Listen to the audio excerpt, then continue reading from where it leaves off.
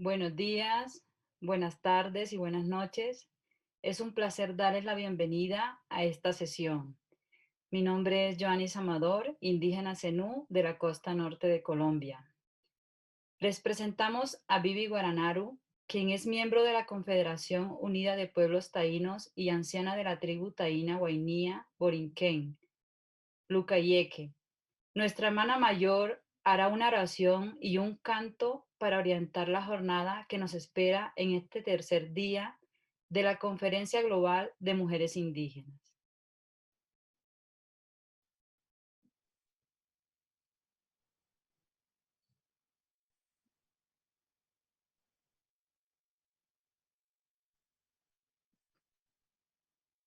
Taigüey, Ituono, Irica, Vivian Guaranaru Dumont Reyes, Borinquen Taino. Good morning, sisters.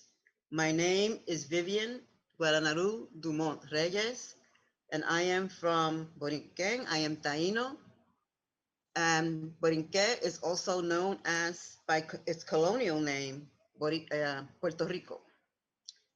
My relatives and friends call me Guara. Thank you for giving me the honor of today's opening prayer. Creator, Great Spirit, Bibi Atabe, and ancestors, see us, Okama, hear us. We call on you to be with us on this third session of the Second World Conference of Indigenous Women. These are very difficult times, and we must learn to depend on each other and learn how to work with one another. Wakia Baba, Kena Bibi Atabe, Kena ancestors, show us how to obtain and keep honor, compassion, and love, that we may together heal our precious earth and each other. Utika, give us clarity and illumination. Teach us, show us to gather all we have learned to work together, to share knowledge, to arrive at the adoption of the Global Political Declaration to benefit our peoples unto the seventh generation. We are here bound to each other as daughters of Bibi Atabe to bring healing. Sisters, stronger together, our spirits touching, the energy of creation flowing through us is magnified. We acknowledge that the knowledge of our ancestors flow through our veins. We are sisters, daughters of Bibi Atabe. We embrace these relationships, these blessings, and the responsibility upon us. We will now call on the four directions to surround us with their power and attributes and their blessings. I will try my best to do justice. It's been a long, long time since I have sang. The composition of the four directions is by our cacique, Roberto Mucaro Borrero, and it's written in the Taino language. If you are able, please rise. We will begin by facing south, a channel. We ask they hear us and come to us. Then we will face west, Goromo, followed by facing north, Racuno, and then east, Sabaiko, and then we will face the west again to ask Bibi Atabe to come, and then we will face the east again to Kolambaba Yokahu. Okay, here we go. So first we're gonna face south.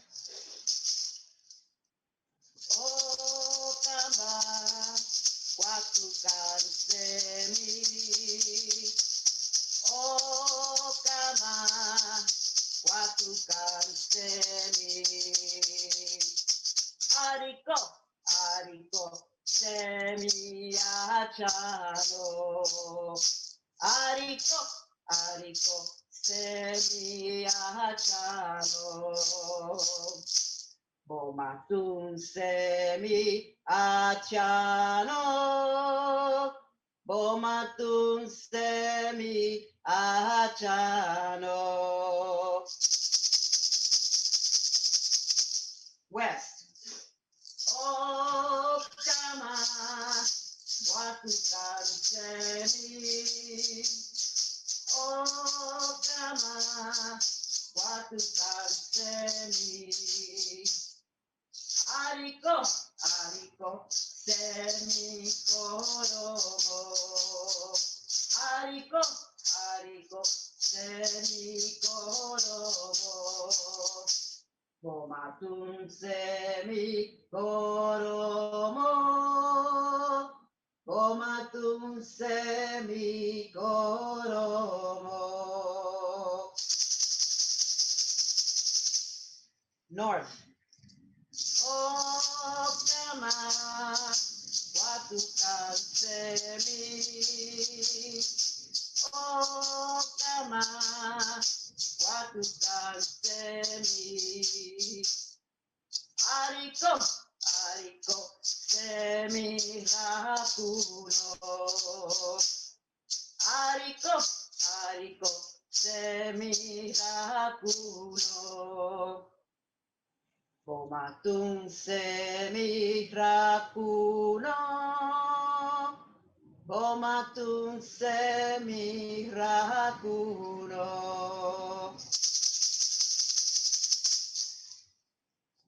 Oh, kama watukan semi.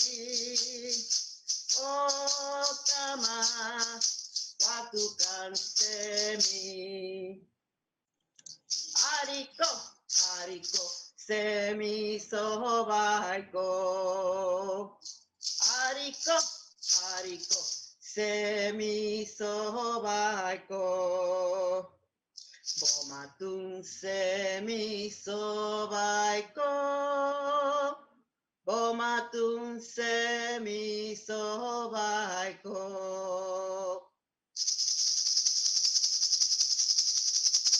Half turn back to the west. Oh, kama watukan semi. Oh, kama watukan bibi. Ariko, ariko, bibi atavera. Wariko, wariko, bibi atavera. Bomatun bibi atavera. Bomatun bibi atavera. Half turn back to the east. Oh, kama watukan semi. Oh, kama watukan baba. Ariko, ariko, baba yokahu. Ariko, ariko, baba yokahu. Bomatun baba yokahu. Bomatun baba yokahu.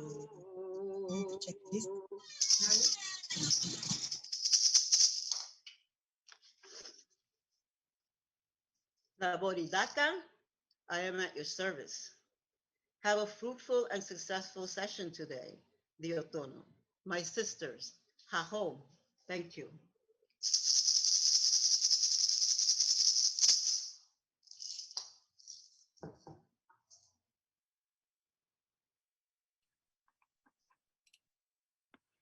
Gracias, Vivi, por la conexión energética y gracias a todas nuestras hermanas y hermanos que hoy nos acompañan en Zoom y en nuestras redes sociales. Su acompañamiento significa mucho para todas las organizadoras de este espacio. En cuanto a la agenda, el primer día realizamos un análisis de las prioridades, demandas y compartimos prácticas sostenibles lideradas por mujeres indígenas en diferentes niveles. El segundo día tuvimos la oportunidad de analizar el marco de derechos humanos de las mujeres indígenas bajo el eslogan que hemos adoptado, nada sobre nosotras sin nosotras. Este día lo dedicaremos a reflexionar sobre el movimiento de mujeres indígenas y aquellas estrategias o acciones para fortalecernos.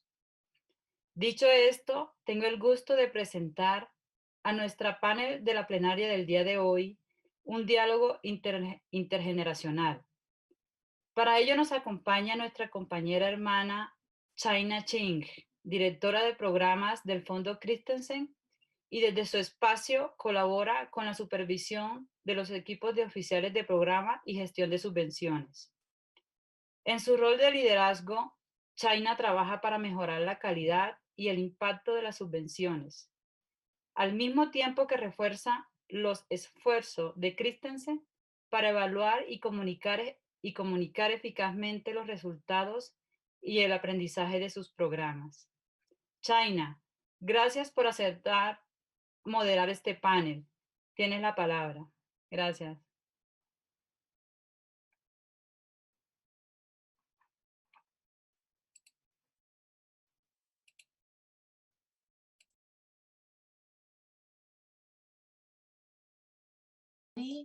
Aloha kako. Good morning, sisters and brothers.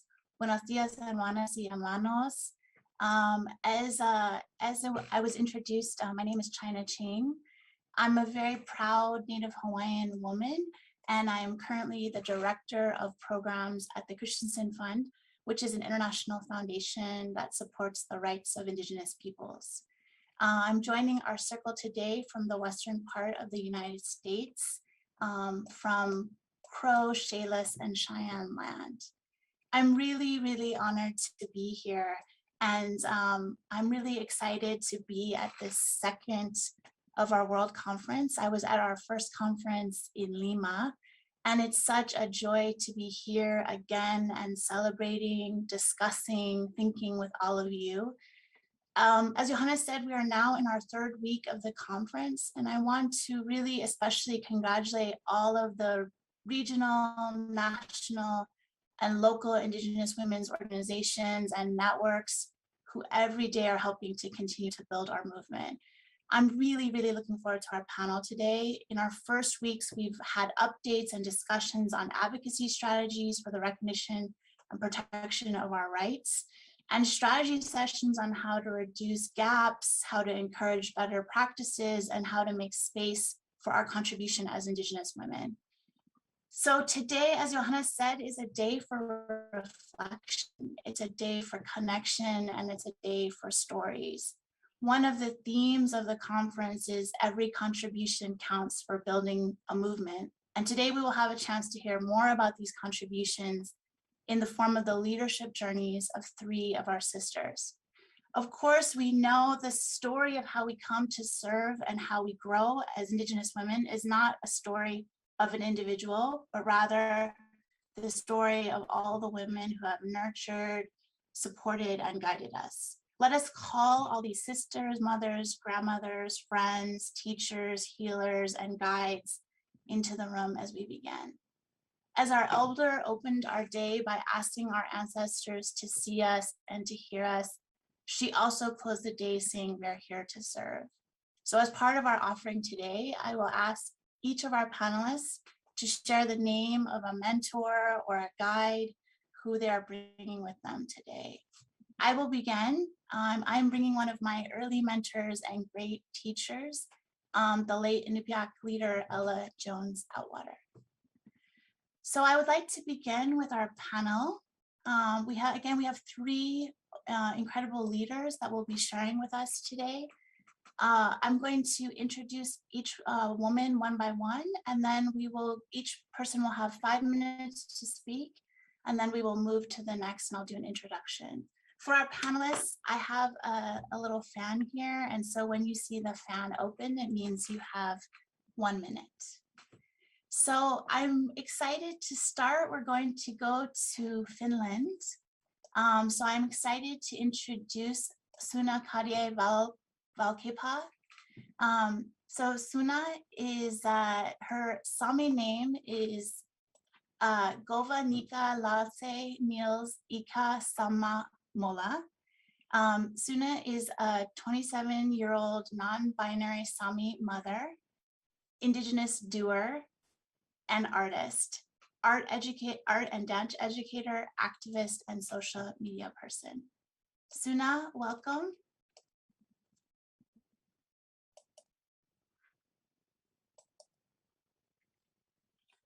Thank you. Hi. So Suna, for your question, so first I would love for you to share the name of a woman who has helped you in your leadership journey to begin with. And then my question for you is, as a young leader, who has inspired your activism? I love that you frame yourself as a doer. I would love to hear a little bit more about what a doer means to you. And what has your path been like as a young Indigenous woman transforming realities? Suna, welcome. Thank you. My close family, first of all, is the most supports that I have had. Jenny Laiti is one of them, but then is also Elsa Laula Renberg. I have also a book about her, and she is the one who over 100 years ago was the first one to make happen Sami or international Sami political party, and she's like right here. And yeah, we had this hashtag in our youth gatherings that how are you going to make Elsa Laula proud today? And that really hit me, and still on that journey.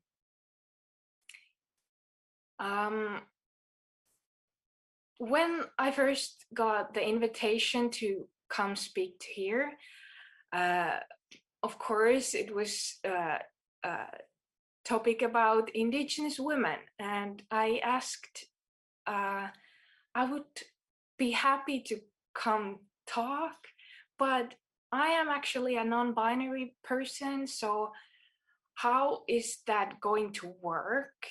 And here I am, so I am going to share that,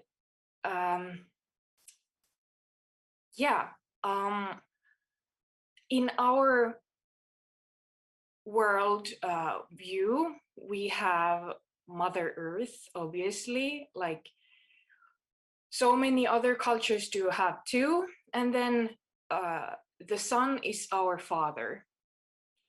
And then when I have been thinking about these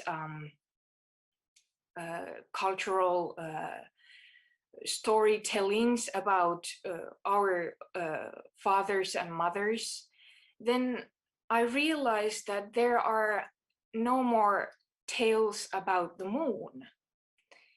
And moon is also, well, basically without the moon, earth and sky and the sun will not work. They need the moon. And moon doesn't have so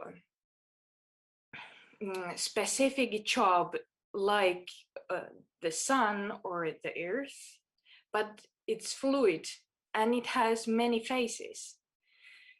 And by that, I would love to challenge us also to see womanhood as a many-faced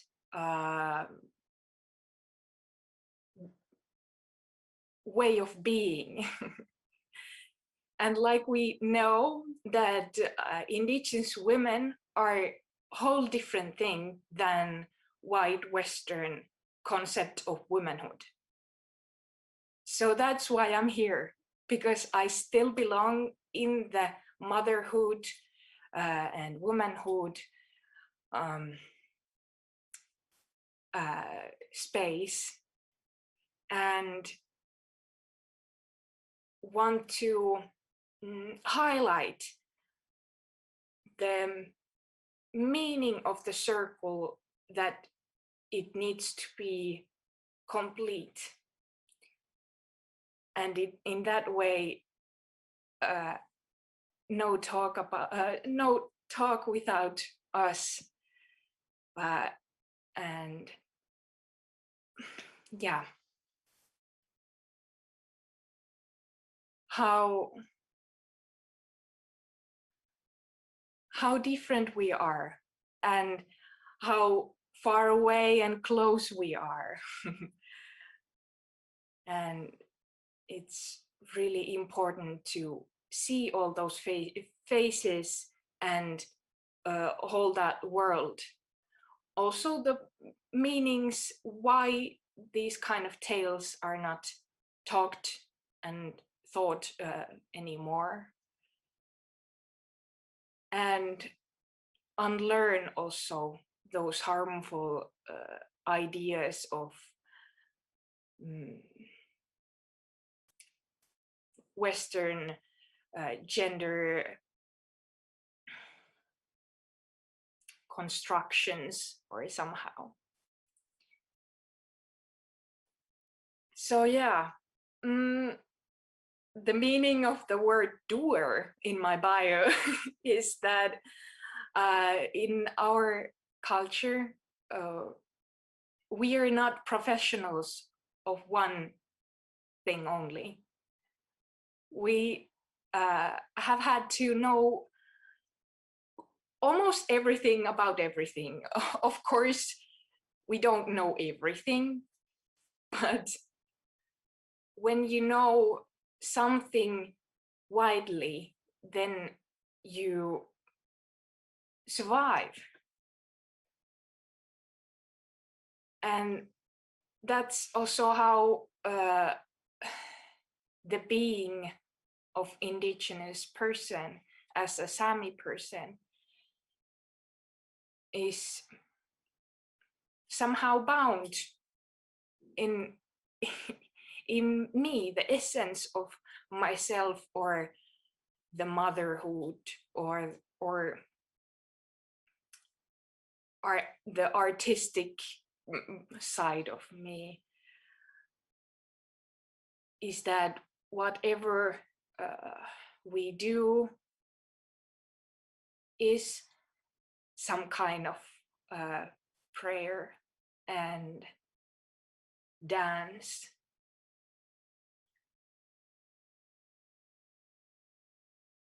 Just taking the space and thanking.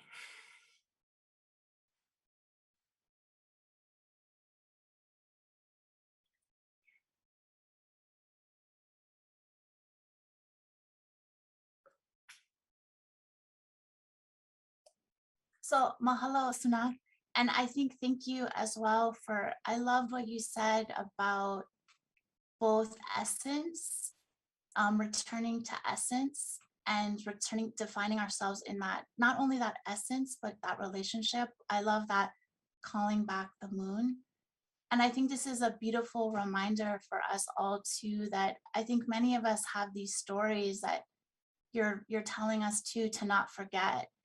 And that these stories have also taught us how to be in relationship in all these ways, and how to remember all of not only our essence and recognize the essence of people, but I think what you were saying when you were talking about doer, it's also recognizing all of our essentialness and our essentialness in relationships to each other. So Suna, thank you very much for your for sharing with us and starting us off today. And I think reminding us also to, we need to look forward. We need those hashtags, but we also need to remember all of our stories as well as our root. So Suna, thank you. Our next speaker is Minta Jacinta Salikan. So Jacinta is a registered nurse from Laikipia, Kenya, with 25 years of experience. She's worked with local communities in the areas of mother to child care. She is the founder of the Sangira Foundation, which is a rights-based foundation that champions for the rights of women and children with disabilities among pastoralist communities. She is also a member of the African Indigenous Women's Organizations. So Jacinta, welcome. So thank you very much, everyone. It's a pleasure for me to be here on this second Indigenous conference. And today I'm going to talk about the traditional knowledge transfer among the pastoralist communities. And you had asked about who is your influencer. And Yes, for yes. me, my greatest influencer was my grandmother, who was a traditional healer. And she specialized very much on pregnant women and children. And I sat next to her many times and I saw mothers coming with their sick children. She would tend to them and they will go happy. And actually now that one made me to become a nurse so that I could also take care of women and children. And among the Maasai communities, we are known for preserving our culture. And this one has always been possible through the intergenerational knowledge transfer. When a child is born, we talk to them in our own language, we sing our lullabies. So the children grow understanding the language and learning the music. As they grow older, we continued with our folk songs, folk tales, and games that had meaning, that helped the children to realize the opportunities and challenges that existed in the communities. Mothers were tasked to instill values to their daughters. And this one, they will also go, the daughters will go with their mother everywhere when they are taking care of the children, fetching firewood, fetching water.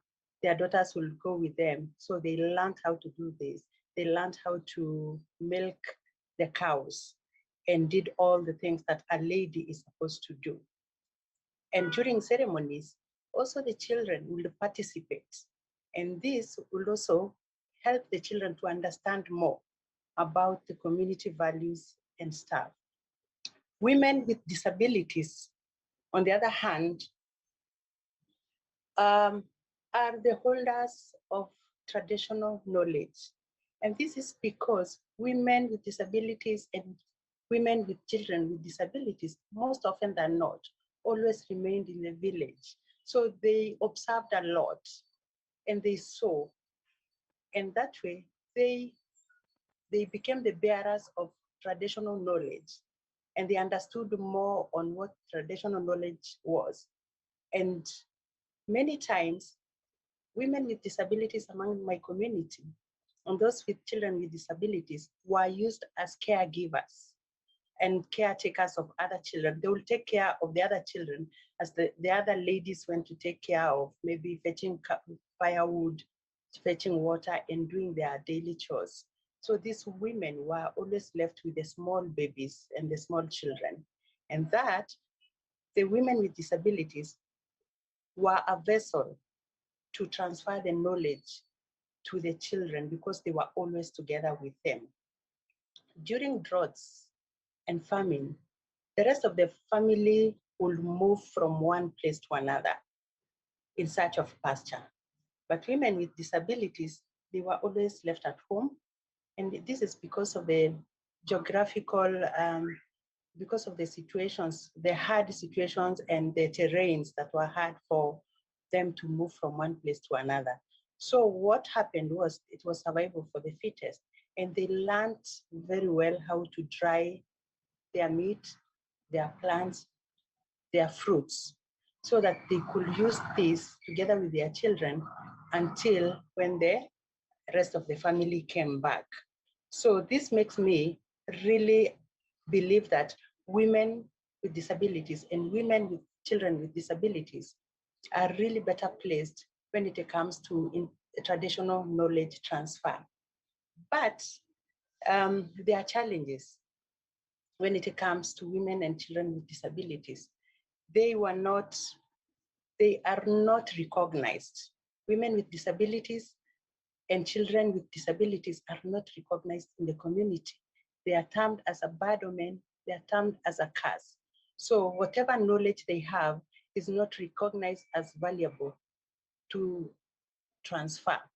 The other thing that challenges, that has a lot of challenge when it comes to traditional knowledge transfer is lack of esteem and confidence among women with disabilities and caregivers. They have a lot of knowledge, they have a lot of skills to give, but because of continuously being told that they are a burden, they are a curse, they are all those bad things, then they lack self-esteem and confidence to pass the traditional knowledge. There's also another challenge, that is the generational gap. Because of the harsh conditions among the pastoralist communities, it is very difficult to find a woman with disabilities who is 50 and above. Usually, most of them, they don't reach that age of 50 or more. Some of them die even before. So this brings the gap between the young and the old. And then the other thing is there's a limited number of organizations that come together to support children, to support women with disabilities and caregivers. So you will find that it's only one or two organizations among the pastoralists that really support women with disabilities to come up with this knowledge, to share, to be recognized and stuff. The person what have I learned, what has influenced me to work as a person, a woman with a child with disabilities among the pastoralist communities? First of all, I said it is my grandmother who was a traditional healer. And through her, I learned to become a nurse. Through the indigenous knowledge, it has influenced me to become a better listener. Because when we were growing up as young children, we would listen to stories, and you would listen to those stories uninterruptedly. And this, much later, as I've grown up, it helped me to become a better listener. The other thing is this knowledge that I have gathered from my grandmother, from my college, it has assisted me quite a lot to have meaningful conversations with women on topics that usually among the pastoralist communities are not discussed. Issues on sexual reproductive, issues on menstrual hygiene, these are topics that usually are no-go zone for the pastoralist women. But through the indigenous knowledge that I learned, together with the influence from my grandmother, I am able to have these meaningful conversations with the women without a lot of embarrassments. The other thing is, through this influence, I learned while growing up the inequalities that were done to women and children with disabilities, or even to people with disabilities in general, and the way they were treated. If it is during ceremonies, they became the beast of burden. When everyone else is enjoying, they are the ones who are sent to go and fetch water, to clean the plates, to do manual jobs, and then in return, they are given a plate of food that is given after everyone else has eaten. So this and more, especially these inequalities among persons with disabilities. And after getting a child with disabilities myself, that increased my quest to advocate for the rights of women and children with disabilities. So my take home is women with disabilities and caregivers are a database of traditional knowledge. If they are given the right platform, if they are included in these spaces, then they will contribute towards the success of indigenous knowledge transfer. Thank you very much.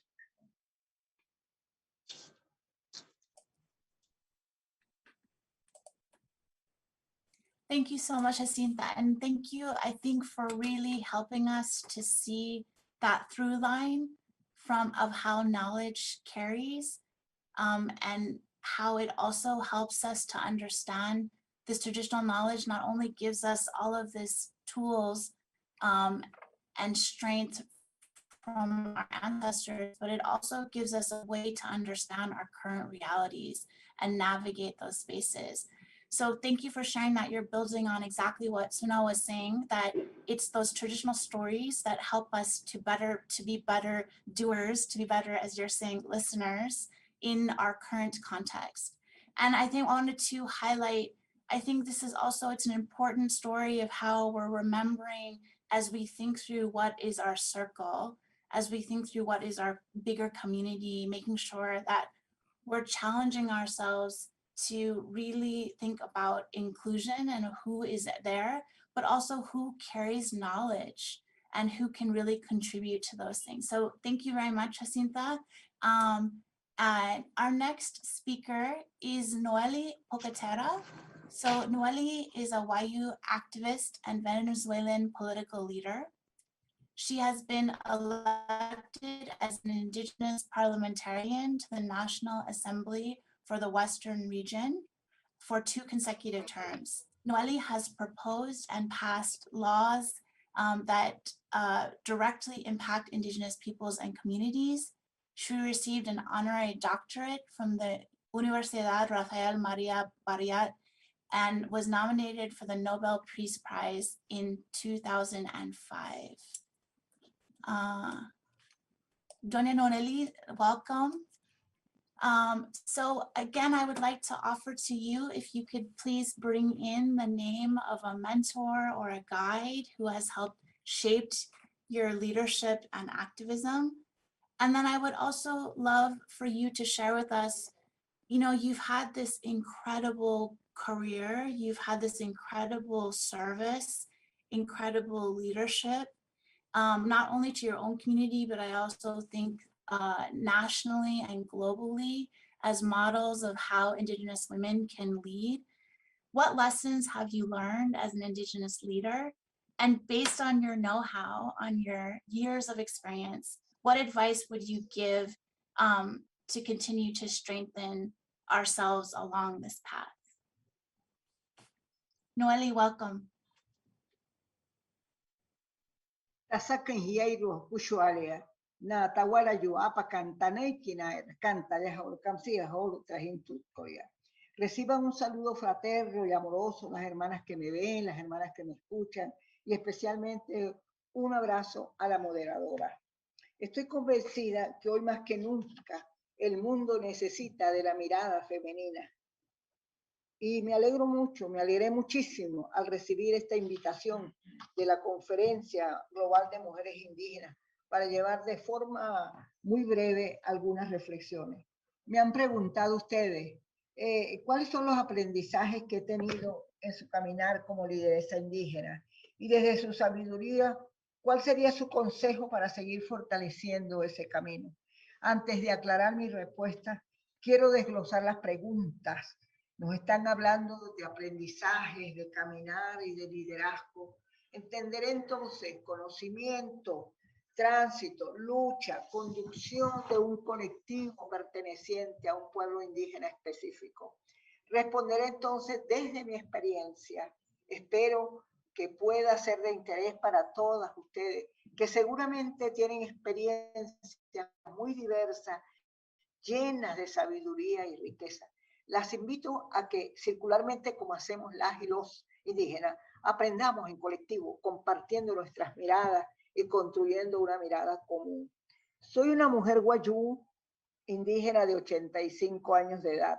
Mi aprendizaje en este andar de años de lucha ha sido la formación recibida de mi familia clánica para la construcción de mi identidad cultural primeramente.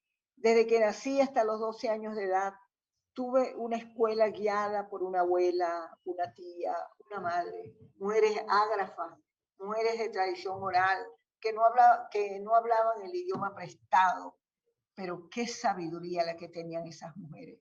Las aulas de clase eran los distintos escenarios de la vida. Era la cocina, era buscar leña, era buscar los burros, era buscar el agua, en fin, toda la vida cotidiana.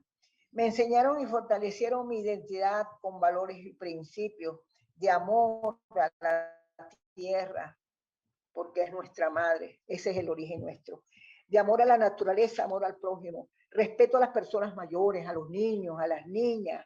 Aprendí la espiritualidad indígena y también la necesaria precaución ante las situaciones complejas y conflictivas. Me enseñaron a no enjuiciar, sino primero a investigar.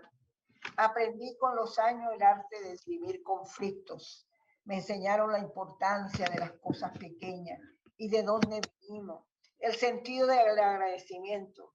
Me enseñaron a resistir frente a una cultura que nos excluía. Me enseñaron que las mujeres somos las conductoras de nuestras comunidades, de nuestros pueblos. Mi padre fue el primer maestro de su comunidad, porque era el único que en esa época había estudiado la educación básica. También me ayudó. A los 12 años, en mi comunidad, fui a la ciudad de Maracaibo con mi madre librada, una gran artesana, una araña tejedora. Esa experiencia del tejido también conlleva una visión muy profunda para la enseñanza de valores que ha marcado positivamente mi vida. En la ciudad conocí lo que era la discriminación, la exclusión, el rechazo y la formación en negativo para sentir vergüenza y miedo. También debemos identificar para poder resistir y reafirmarnos en lo que somos, nuestra identidad como indígenas y como mujeres. Sin eso, nunca podremos construir la interculturalidad. Yo trabajé en una casa de familia para poder estudiar, pero no lo vi como trabajo, ni mucho menos recibí salario, porque mi madre me decía que debía estar agradecida a esa señora que me daba comida, me daba alojamiento y me daba enseñanza. Y era otra enseñanza, la gratitud, como ya le decía. Mi formación indígena me ayudó a sobrevivir, creo yo, estoy segura de eso.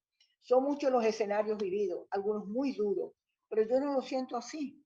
Situaciones vividas como adolescente, como joven, como mujer, como indígena, como profesional y luego en el espacio político.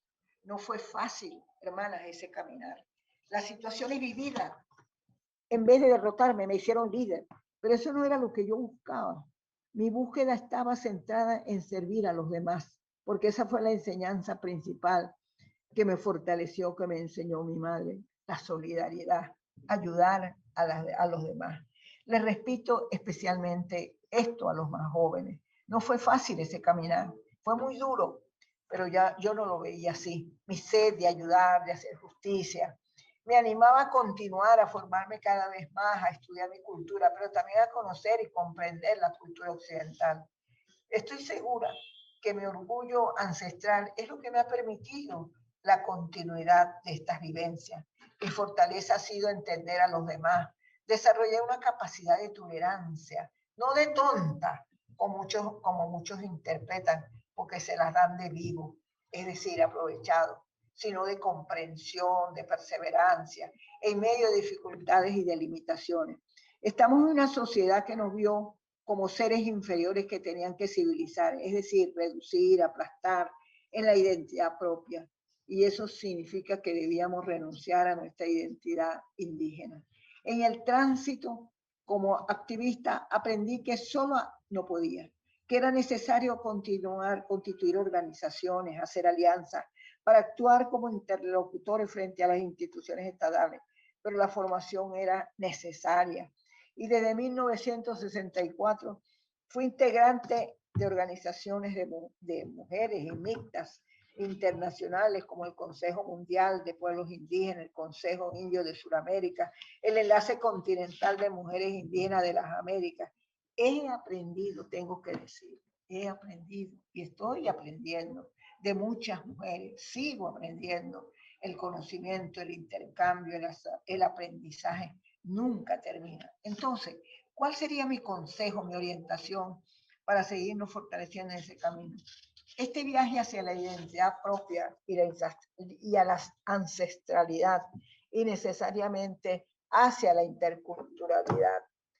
Estoy convencida en esa que en parte de nuestro esfuerzo deben estar orientados a trabajar con los niños, con las niñas, los jóvenes, las mujeres, para que nuestros pueblos no desaparezcan. Sigamos con estas actividades, sigamos con las formaciones, sigamos con los talleres, sigamos yendo a Naciones Unidas, al foro permanente y a todos los espacios que nos den. Pero hay que ayudar a conocerlos, a conocer su cultura indígena, su idioma nativo, hablarles de valores, de principios, hacer que se sientan orgullosas de su identidad indígena para que puedan enfrentar la discriminación. En esa búsqueda formamos un colectivo y así hemos trabajado en formación de niños, niñas y adolescentes indígenas, con jóvenes indígenas, con mujeres indígenas. Como instrumento de trabajo inventamos algo que era la formación, pusimos en práctica un sistema, un método educativo en continua construcción vital. Lo he denominado aprender jugando. Se trata de que niños y niñas aprendan y conozcan jugando lo que el papel de las abuelas, de los abuelos, la formación, el papel de las niñas, los niños, de los jóvenes, las mujeres, los hombres, conozcan las danzas, conozcan los bailes, los juegos y otras escenas, el sistema de administración de justicia, la construcción de la interculturalidad. El modelo educativo de los dos mundos, el mundo indígena y el mundo alígena, y su entrecruzamiento como zona de convivencia y puente intercultural. Este camino me llevó desde mi comunidad a la ciudad, después al ejercicio de mi profesión dentro de un estado excluyente. Luché para hacerme un espacio, luego formando organizaciones mixtas de mujeres, ayudando a las mujeres a organizarse para que pudieran vivir ejerciendo una posible ciudadanía, y posteriormente fui al escenario internacional hasta que empecé a participar en el ámbito político. Llegué a ser constituyente. Nuestro sueño como indígenas era estar reflejado en la Constitución. Habían pasado 187 años y eran constituciones excluyentes, discriminadoras y racistas. Me desempeñé como constituyente y como diputada desde 1999. Me correspondió contribuir a visibilizar y defender los derechos del pueblo indígena en la Constitución vigente. Y fui corredactora de algunas leyes. Lamentablemente, también debo decirle, algunas personas son rechazadas al llegar a la ancianidad por los mismos indígenas aculturados, y ellas no participan como antes lo hacían, porque eran nuestras líderes, nuestras guías, nuestras orientadoras. Este es un reto que hay que retomar, hay que ver cómo lo hacemos, pero es necesario.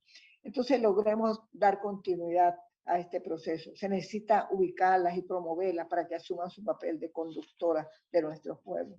Hoy la pandemia limita nuestra participación y se ha llevado a muchas hermanas hacia Respira, lugar que es el espacio donde reposan, donde están los sueños de muchas de estas mujeres que han partido del pueblo terrenal. Sabemos que desde allí seguirán orientando nuestras luchas como guías espirituales. Les confieso que este camino de pandemia en muchas ocasiones ha intentado sumirnos en la tristeza, pero no nos hemos abandonado a ella. Nos hemos levantado para dar ánimo a la juventud emergente, tratando de señalar reflexiones y caminos. Nuestros cuerpos solo son un espacio de alojamiento temporal, pero nuestros espíritus permanecerán esparcidos por el mundo como raíces aéreas que nos comunican con el cosmos de nuestras visiones indígenas ancestrales. Queridas hermanas, tal vez si estuviésemos en nuestras comunidades, pudiéramos compartir más. Hay muchas posibilidades, pero bueno, el mundo, aceptamos, este mundo occidental nos da la oportunidad de que a través de estos aparatos, yo lo veo bien, de que a través de esta tecnología podamos comunicarnos y podemos seguir aprendiendo unas de otras. Felicito a quienes están empeñadas en hacer que nosotros nos acerquemos para seguir aprendiendo unas de otras. Noelí Pocaterra, Coordinadora General de CONIVE, Organización Nacional Indígena, integrante de las mujeres indígenas. Muchas gracias. Xianetian.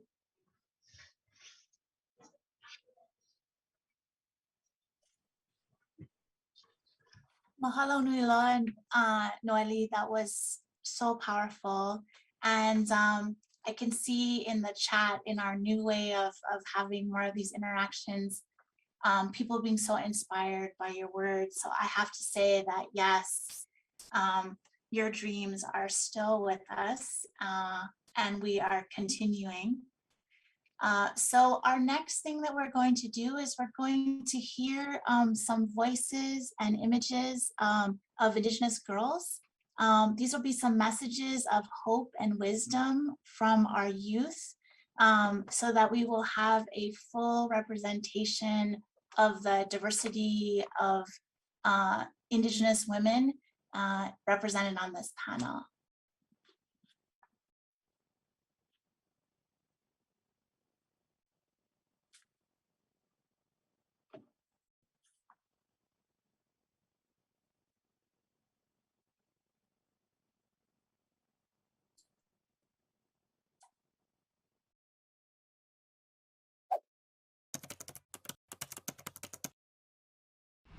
तथा आदिवासी अभिवादन yang Nepali अग्रणी थापाले yang मगर आदिवासी जाको छाङछाबाटै yang Yong समृद्ध र पूर्ण क्षमता छाङछ र नयाँ पूर्ण समय दिगो विकाससँग योगदान याङ छो उसकी परले इचो लागि यौ आधारभूत अधिकार र कुरेडुकी सुनिश्चित छाङ्की परले यौ समुदाय आदिवासी कानुन पुस्तकाने यौ भविष्याङ्ग पर्छ उसै पनि निर्णय प्रक्रियाङ्ग यौ अर्थपूर्ण सहभागिता कोर्च वातावरण विकास छान्छ।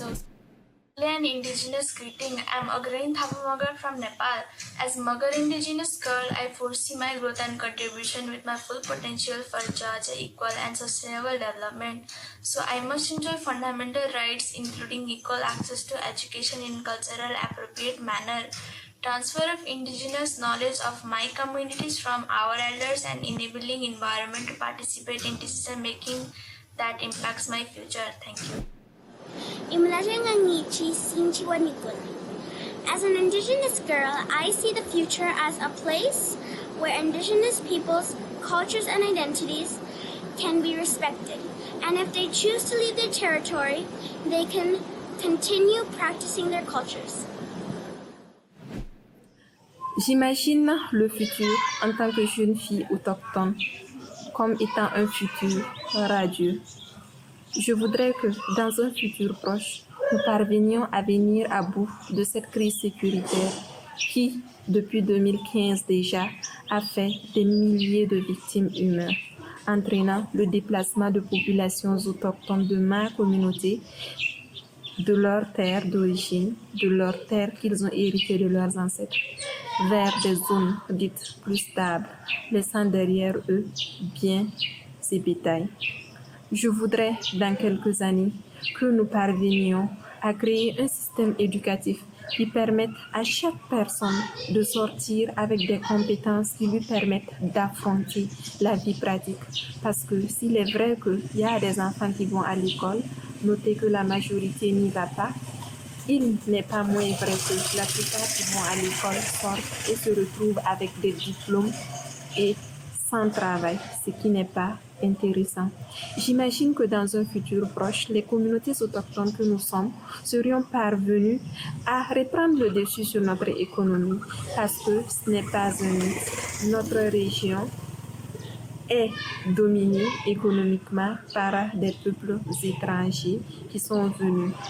Et il n'y a pas à dire un peuple qui n'a pas le dessus sur son économie est un peuple qui est sujet à l'aliénation, est un peuple qui restera malheureux. Je voudrais que dans un futur proche, mes parents, nos parents prennent conscience que les mariages forcés et les mariages précoces, loin d'être une avancée pour la communauté, sont un pas en arrière. Nous détruisons des vies. Et je voudrais qu'on ouvre les yeux sur cela. Je voudrais que nous ouvrions les yeux également sur ce qui se passe autour de nous. Il n'y a plus d'arbres, il n'y a plus d'environnement. Malheureusement, on détruit et on ne plante pas. Dans un futur proche, j'espère que les populations auront planté dans cette merveilleuse région du Burkina Faso 1 million d'arbres pour les générations à venir.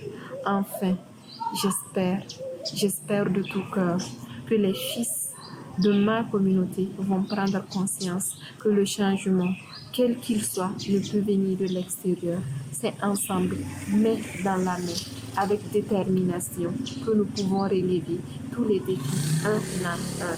Je voudrais que nous nous engagions pour notre communauté. Voilà comment je vois le futur en tant que jeune fille autochtone. Assalamu alaikum Mihimi. Assalamu alaikum Mihimi undadain adain inda Mariatunana Ibrahim Jigalei Jikamein. Greetings once more. I wish to share my expectation in this ongoing conference. As an indigenous girl, I hope to hear support about for girls' education and ending of violence against girls, like early marriages. Thanks. Respeta mi cuerpo.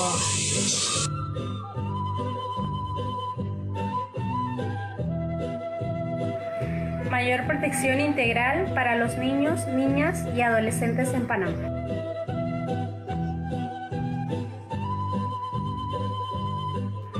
No a los delitos sexuales en las redes sociales contra menores de edad.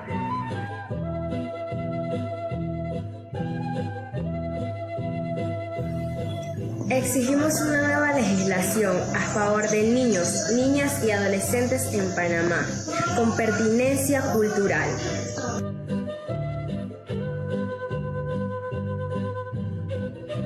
Protegedme de la sabiduría que no llora, de la filosofía que no ríe y de la grandeza que no se inclina ante los niños.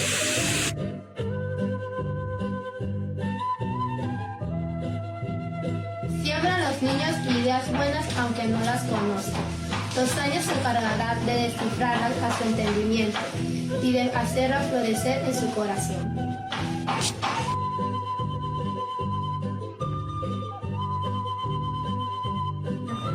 No más acuerdos de pena para los delitos sexuales en la legislación panameña.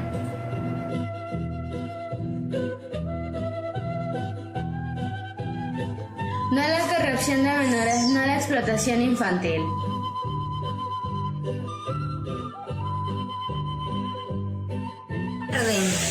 Somos nosotros, los niños de hoy, que haremos del mundo un futuro mejor y feliz.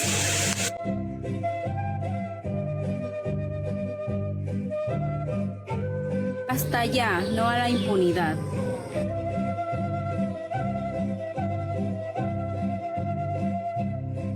Permítanos vivir nuestra niñez y adolescencia.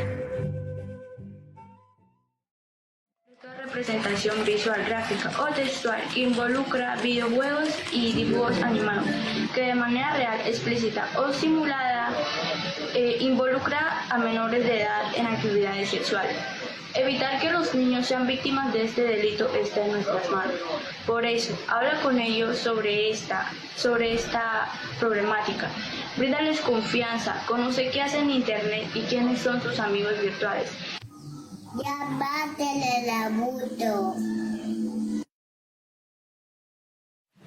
Ishoki ni animak ihu, rumah imolong ibi, rumahum utilek aslimash.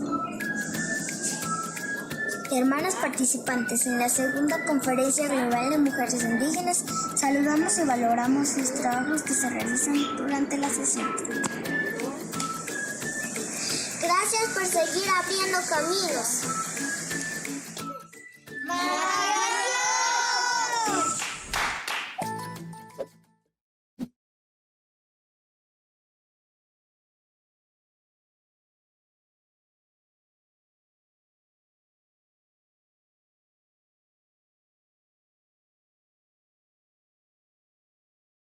And what a beautiful way, I think, to start to bring our panel to a close. It was so powerful to see all these voices as we begin our day together.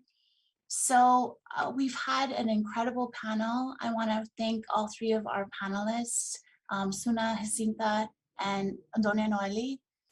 Thank you for your words. Thank you for your wisdom. Thank you for sharing your stories. And thank you for bringing into those women who have helped to shape and form and guide you in your lives.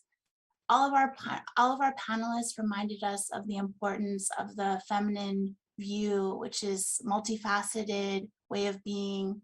It's full of know-how, it's full of power, it's full of diversity, and it's full of richness.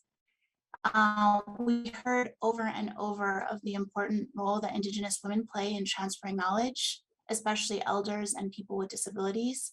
We heard how this knowledge not only helps us to navigate the world as doers, as listeners, and as leaders, but how this knowledge has oftentimes saved us.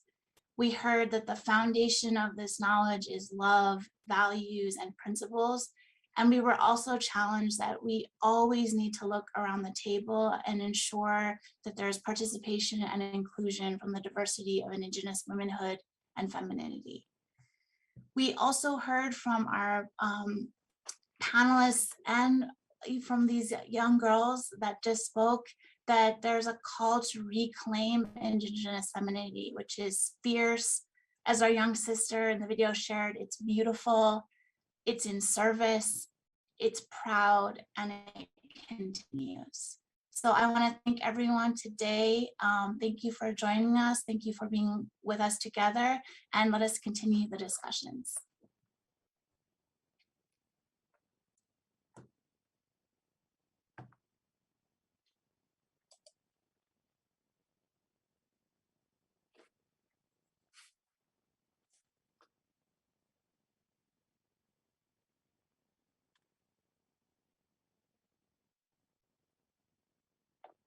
So maybe I will just bring back our three panelists, and if you can all just each share a final closing for us. Let's start with Suna. Suna, any final thoughts or reflections for us? Yeah, thank you for all behalf of mine also. When I said that I am a social media person, then of course I need to take something out of there.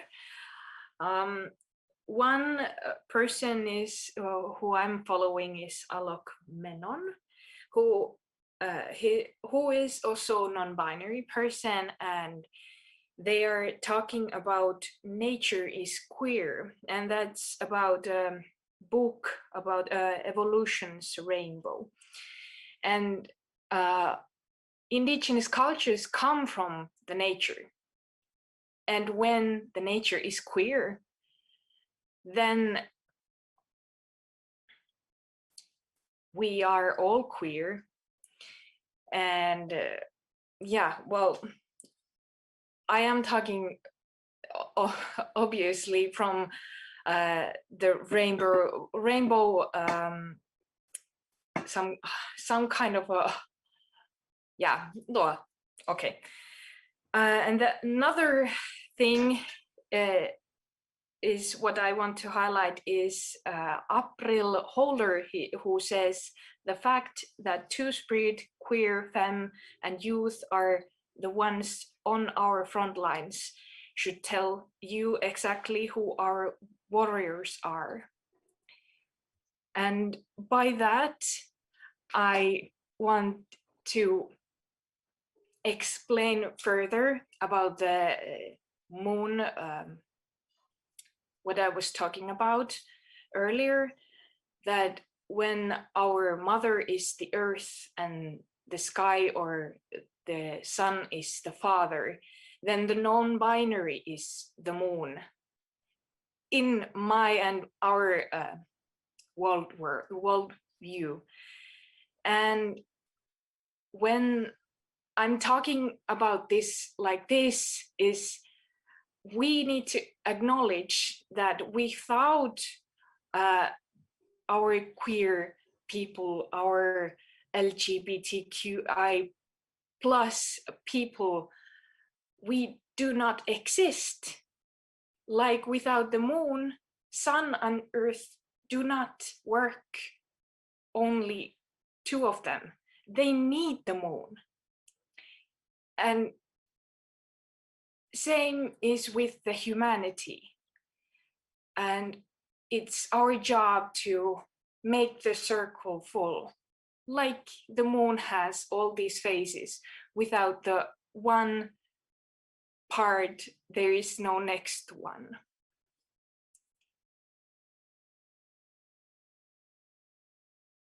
Thank you for letting me speak here and making space. And this is incredible for this kind of confidence. Thank you. Mahalo, Suna. And I was chatting with Suna after she spoke, and I said that the elder that I had mentioned, she has since passed, but in her older years, in her 80s, she became an HIV educator, and she was using traditional stories to help us better understand this exact thing that Suna is talking about this fullness of all of our connections, and that we need all of each other to be part of this circle. So Suna, thank you, and thank you for sharing, and I think also thank you for helping us to remember to build a full circle. So next, Jacinta, can you please share with us some closing thoughts as we wind our panel down? Yes, for me, I believe that we are all women, with or without disabilities. We are wonderfully and fearfully created. Let us embrace each other in all activities that we do, in everything that we do. Let us have inclusion of women and girls with disabilities. Let us have them together so that we do not leave anyone behind. In the spirit of leave no one behind, let us embrace persons with disability, especially women and girls and their caregivers. They have so much to give to the world. An example is our women that we work with in my village with disabilities. They have done so much that the other women go to them to learn the things that the women with disabilities are doing, especially in menstrual hygiene, in sexual reproductive health, in vertical gardening. So they have so much to give to the world. They only need space. Let us embrace them. Let us work together as women. Thank you. Mahalo, Jacinta, and I love that. I love wonderfully and fearlessly creative. And I think thank you too for reminding us that part of service is listening, and that there's incredible power in listening. And that also comes from ensuring that who is included in these circles is big. So Jacinta, thank you. Dona Noeli, can you please close us with some final thoughts?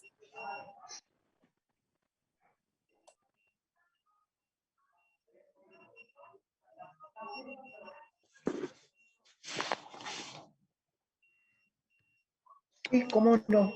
Muchas gracias. Tasha, sí, yo es importante estas posibilidades que ustedes nos dan con estas conferencias globales. Ojalá esto se mantenga. Yo tendría como dos sugerencias, claro, un poco complicadas y difíciles, pero sé que lo podemos hacer, estoy segura de eso. Si nosotros pudiésemos hacer un texto para niños y niñas, donde allí expongamos cuál es el origen de los pueblos indígenas, de cada pueblo indígena, para que así no sea por simples postulados ecológicos, sino que los niños y las niñas vayan teniendo amor a la tierra, amor a la naturaleza, ¿ves? A través de esos cuentos, porque por ejemplo, en el caso mío, yo soy hija de la tierra y soy hija de la lluvia, y así muchos pueblos que son hijos de tal árbol. Entonces eso nos fomentaría, nos estimularía a que nosotros amemos a la naturaleza, amemos a la madre tierra, porque esa es para nosotros, nos han enseñado las abuelas, Ustedes nos decían de niña, los recuerdo, cuando está lloviendo y hay todas esos horribles inundaciones que hay, son lágrimas, torrentes de la Madre Tierra que nos está reclamando a sus hijas y a sus hijos por el trato, el comportamiento que nosotros tenemos. Entonces yo creo que hay que darle lectura a eso. Y luego lo otro sería, si nosotros alguna vez hacemos un encuentro internacional de niños y niñas, yo creo en eso, y pudiéramos, estos niños venidos de cada continente pudieran exponer en miniatura, por supuesto, como lo estamos haciendo aquí en Venezuela, pudiésemos tener, y si no lo hacemos por videoconferencia, pues podemos exponer que los propios niños hablen y digan cómo era su comunidad, cómo era su origen, cómo era su vivienda, cómo era su cultura. Sería muy hermoso ese aporte para los demás. Yo sí estoy convencida de que el mundo necesita una mirada femenina y, ¿por qué no?, de una mirada indígena también. Tenemos todavía muchos aportes que hacer, pero mostrémoslo. Bueno, muchísimas gracias, hermanas. Son muchas las cosas, pero entiendo, y el mundo arijuna no es como nosotros, que dormimos y seguimos hablando y pasamos todo el día y volvemos a retomar, pero yo respeto los tiempos que nos enseñan. Eso también lo he aprendido un poco, no mucho todavía, pero sí respeto pues los tiempos que nos dan. Muchísimas gracias, Janet.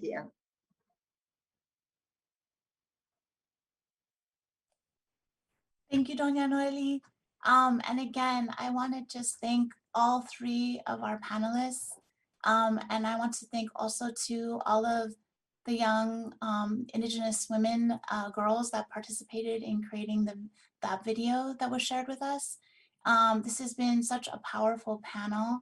I think as we continue in our discussions today, let us remember, I think the stories that have been shared here, right? Which is to remember the fullness of how we're thinking about community. So this includes, you know, the full gender of the full spectrum of how we're presenting with gender, with sexuality. It's making sure that we're having inclusion with people with disabilities.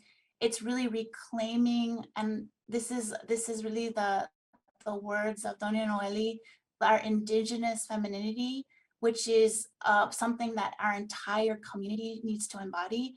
This is a place of power. This is a place of connection. This is a place of inclusion. This is a place of fierce creativity. And I think, you know, our elder this morning, she closed her prayer by saying, we are in service. So let us all remember too, that the root of all of this is service, not only to Mother Earth and to our communities, but I think to this sisterhood, to this community that we have created here. So again, mahalo, thank you for being the opportunity to be the moderator of this panel. And I look forward to continuing our discussions over the next days.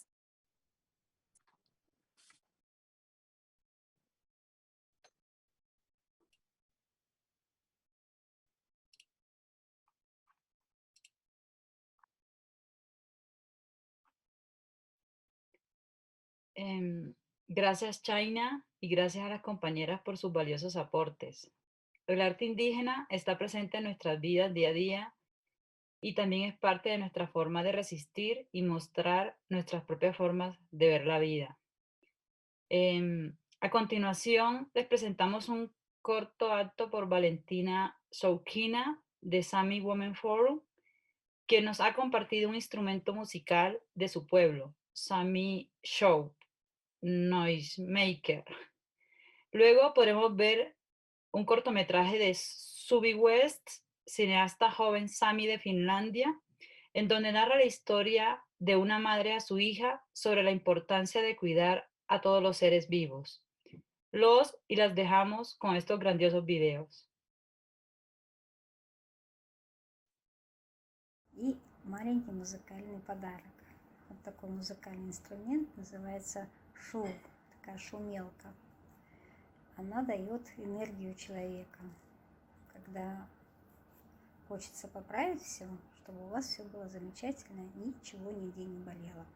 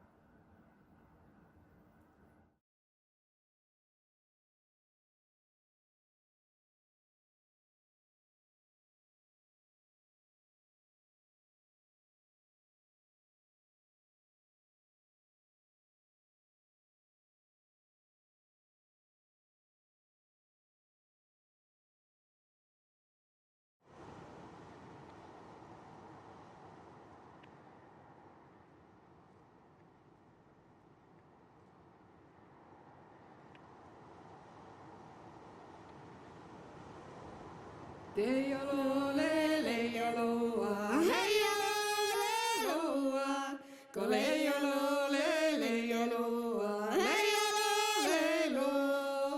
Ihton kalkkaa uhtsamanna, jienga alamanna, kolejolo leijoloilla, heijoloilla. Namani munnin nocho tuhko ratta jiega alte, ko heijolo lelelua, heijolo lelu. Taninko mun ikte oinen toppe tsähtsä ravka, ko leijolo leijoloa, heijolo leilu. Maile tsähtsä ravka parka, minko tonta noitnet, ko leijolo leijoloa, heijolo leilu. Tsähtsä rauka jenga alte, hilpesmänä porai, ko leijolo leijoloilla, heijoloilla. Ja niin mun kalvoikan kohti, vasta tsähtsä ravka, ko leijolo leijoloilla, heijolo leilu. Ihton tarpas etnimännä, kotti tsähtsä ravka, ko leijolo leijoloilla, heijoloilla. Muhto ääni tsähtsä ravka, lehui vaaraloskalla, ko leijolo leijoloilla, heijoloilla. Talle räven älepievän maana jienga ala, ko leijolo leijoloilla, heijoloilla. Ja niin mun kalmanen kotti, ruoista tsähtsä ravka, ko heijolo lelelua, heijolo lelu. Muodon aiko rähkiskivir, kotti tsähtsä ravka, ko leijolo leijoloilla, heijoloilla. Musta pissus saa aksus, olu karra vierjuut, ko heijolo lelelua, heijolo lelu. Tifta shihtan tsähtsä ravka, orru haippas räfis, ko leijolo leijoloilla, heijoloilla. Maanin pahtuu mielas tsähtsä ravka ilä pahe, ko heijolo lelelua, heijolo lelu. Äikä toolin tsähtsä rauka, uhtsamännän vevai, ko heijolo leijoloilla, heijoloilla. Tussai koota uhtsamanna ja tsähtsä raukan saattai, ko Heijolo leijoloa, heijolo leilo. Nuuda saattai tsähtsä rauka ja ustipin min vailla, ko heijolo leijoloa, heijolo leilo. Ko heijolo leijoloa, heijolo leilo.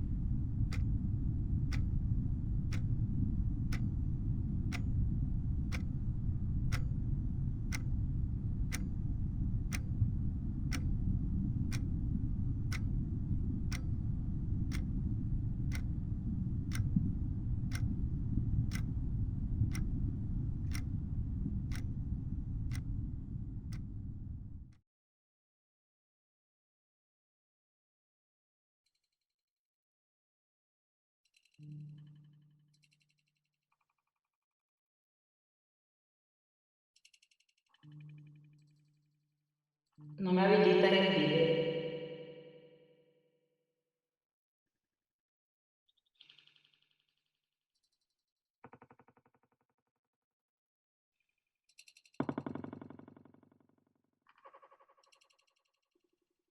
Bueno, finalmente les invitamos a tomar un descanso por té, café, y quienes deseen acompañarnos, les presentamos a Yolanda Matías García, poeta náhuatl de México, que nos ha enviado un mensaje especial a la Conferencia Global de Mujeres Indígenas, un agradecimiento especial a Huapiconi por la muestra de cortos compartidos y a nuestras hermanas de la organización de AIWO, quienes se han dedicado a producir materiales audiovisuales para mostrar la fuerza y la diversidad de mujeres indígenas de África. Finalmente, les recordamos que luego de este descanso, a las 10 a.m. Perú, inician los grupos de trabajo. En el chat les dejaremos los links por cada tema. Gracias por compartir con nosotras esta sesión.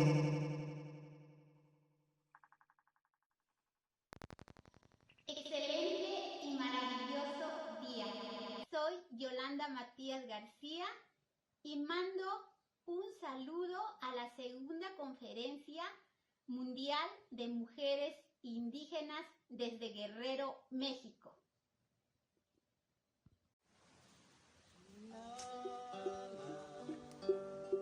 Ixpatlani siwat ixpatlani ilhuicat mischistica ixtlehco ixtoyawan nochi bopaquilis ixpatlani ixmotlaquenti icamoxtin ixtlacuica igual totome ixtemiltimoyelpan icachimaxochime ixmotlaquenti icaitlauis itlalime iguan ixpatlani ixpatlani ixpatlani ixmotlali tlajcomestli ixquitlahtlahtowili itlalime ocao cualtezitzimes totemiquilis ixquitlahtlanili icamacasa oniatlahueli ixtehtemotlahuelajacat icamacasa quintzayana xochime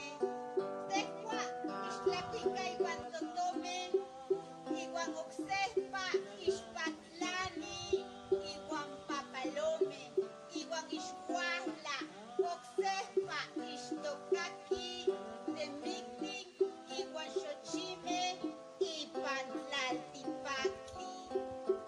Vuela, mujer, vuela, el cielo te está esperando.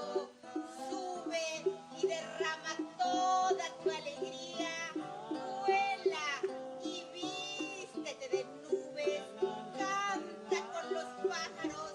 Llena tu pecho de girasoles. Cúbrete con la luz de las estrellas. Y vuela, vuela, vuela. Siéntate en medio de la luna, platícales a las estrellas de nuestros hermosos sueños. Pídeles que no haya guerras. Busca ese feroz viento para que ya no rompa las flores. Tú canta con los pájaros y de nuevo vuela con las mariposas y vuelve otra vez y siembra flores y sueños en la tierra.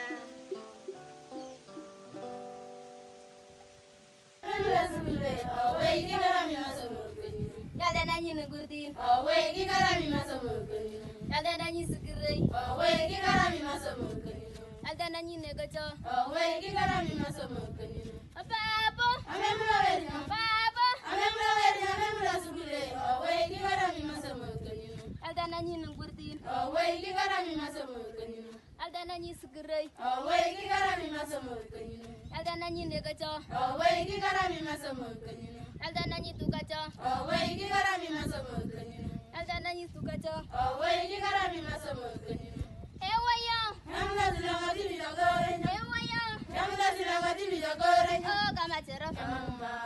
Kama Gaedo, Kama Marita, Kama Terra, Ewaya, Kama Gaedo, Kama Terra, Kama Marita, Kama Terra, Kama Marita, Kama Gaedo, Ewaya, Oh, Kama Terra.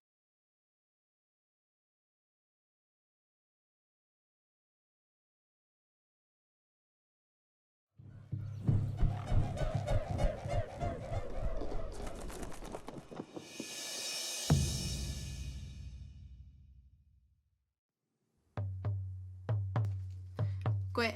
My name is Marianne Janta, and I'm from Eskasoni's First Nations. Today, I want to talk to you about a topic that endlessly needs to be addressed to our women, men, Ulnu, and our country.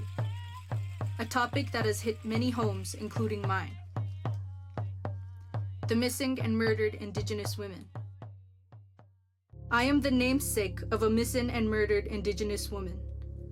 The late Marianne Janta of Boston, Mass. She went missing in the summer of 1982. My family learned that her body was discovered behind a storage facility in Denver, Colorado, April of 1983. Police claimed there were no clues they can obtain. Months later, a man confessed. All this time had passed. My personal intake is that my family did not get the justice they deserve. Murder of a 14-year-old child, there is no justice at all. But if anything my family got was the long-awaited news of peace, although tragic. It was the not knowing that was consuming. Over the past 30 years, it was first reported that 1,181 Indigenous women went missing and murdered in Canada and the United States. To give you an update, the numbers are alarmingly greater. Activists have collected at least 4,232 names in Canada alone. Disappeared without a trace were mothers, daughters, wives, sisters, aunts, nieces, friends, and partners. For years, the Canadian and American government have done very little to escalate and prosecute these cases. For more than 5 years, activists, leaders, and families have been calling for a national inquiry, to which was denied by Stephen Harper. Due to federal inactivity, Ulnu groups all across the continent have begun self-led coalitions to raise awareness. Through art projects and installations, women are being remembered and avenged. I'm showing you today one set example called the Red Dress Project. The Red Dress Project was created by a visual artist, Jamie Black, describing it as an aesthetic response to the issue. By placing over 130 dresses across a college campus, she hoped to raise awareness for then 1,181 unsolved cases. Black was in hopes to draw more attention by inviting Canadians to display their own red dresses. Needless to say that she got my attention and took her up on that offer. Just to fill you in on why Black chose red. Red is a sacred color. Red is the color the spirits can see. Red is the calling back of the spirits of these women, allowing them the chance to be among us, to have their voices heard. This has become the very reason why I choose to have volunteers to hold a red dress, to feel our missing and murdered women and girls to come alive and speak through them. Normally, Indigenous women, and especially those who have gone missing, that they don't take up space anymore. So the whole point of the exhibition is to physically allow these dresses to take up space, so the people are able to see their absence and be marked. The empty red dresses represent our missing and murdered Indigenous women. I represent awareness for our children before us, to keep our dresses filled, for our future generations, to protect our future daughters. On December of 2015, Justin Trudeau announced the long-awaited inquiry promising a total renewal of Canada's relationship with the First Nations. He lied. I am here to remind the newly elected Prime Minister that Ulnu are very mindful people, and we long waited for the justice of not just our missing and murdered Indigenous women and girls, but also for our missing and murdered Indigenous men and boys. This may not heal our hearts, but at least peace will be in them.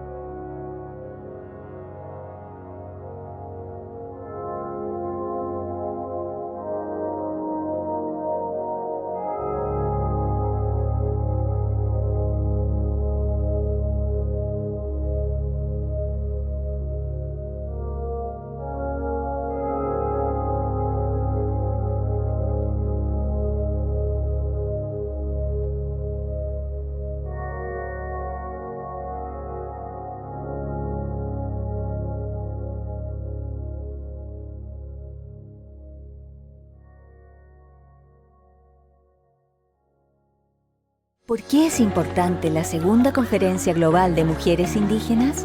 Este es un espacio de encuentros y reencuentros, de conectarnos y compartir propuestas, sueños colectivos y retos que enfrentamos. En este espacio intercambiaremos ideas para aportar soluciones en un contexto global crítico, donde se están incrementando las desigualdades, acentuando las brechas para las mujeres indígenas. Construyamos un mundo más justo entre todos y todas. Why is the second Global Conference of Indigenous Women important? It is a space for encounters and reunions that we will use to connect with one another and share proposals, collective dreams, and common challenges. We will exchange ideas to find solutions in a critical global context where inequalities are on the rise, further widening the gap for Indigenous women. Let's build together a more just world for everyone. ¿Por qué es importante la Segunda Conferencia Global de Mujeres Indígenas? Este es un espacio de encuentros y reencuentros, de conectarnos y compartir propuestas, sueños colectivos y retos que enfrentamos. En este espacio intercambiaremos ideas para aportar soluciones en un contexto global crítico, donde se están incrementando las desigualdades, acentuando las brechas para las mujeres indígenas. Construyamos un mundo más justo entre todos y todas. Why is the second Global Conference of Indigenous Women important? It is a space for encounters and reunions that we will use to connect with one another and share proposals, collective dreams, and common challenges. We will exchange ideas to find solutions in a critical global context where inequalities are on the rise, further widening the gap for Indigenous women. Let's build together a more just world for everyone.